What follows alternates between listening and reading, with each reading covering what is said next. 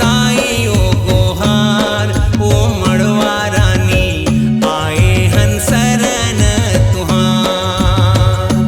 हमरो सुन लेना दाई ओ गोहार ओ चंद्रा सेनी आए हन शरण तुहार।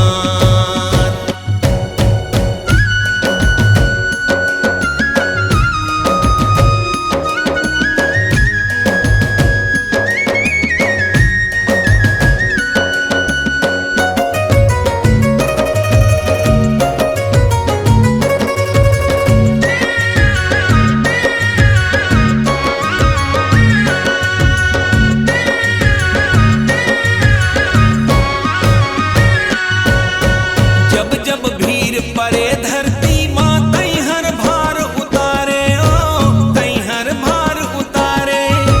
राजा रंग लगोन कहे देवता मन तोला गोहारे ओ देवता मन तोला गोहारे।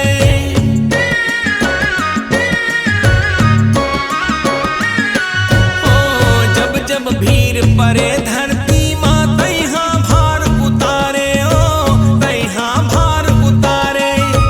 राजा रंग लगोन कहे देवता मन तोला गोहारे ओ देवता मन तोला गोहारे। महू परे हाँ तोर शरण माँ हो महू परे हाँ तोर शरण माँ कृपा कर एक बार हमरो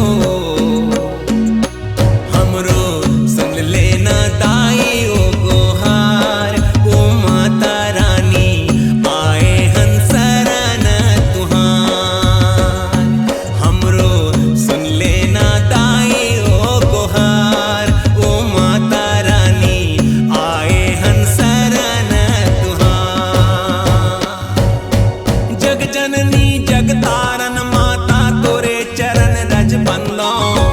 जग जननी जग तारन माता तोरे चरण रज बंदो। गाँव के ठाकुर देवता ला बंदो गौरी गणेश ला बंदो। गाँव के ठाकुर देवता ला बंदो गौरी गणेश ला बंदो। हमरो सुन लेना दाई ओ गोहार ओ महामाई आए हन शरण तुहार। हमरो सुन लेना दाई ओ गोहार ओ शीतला माई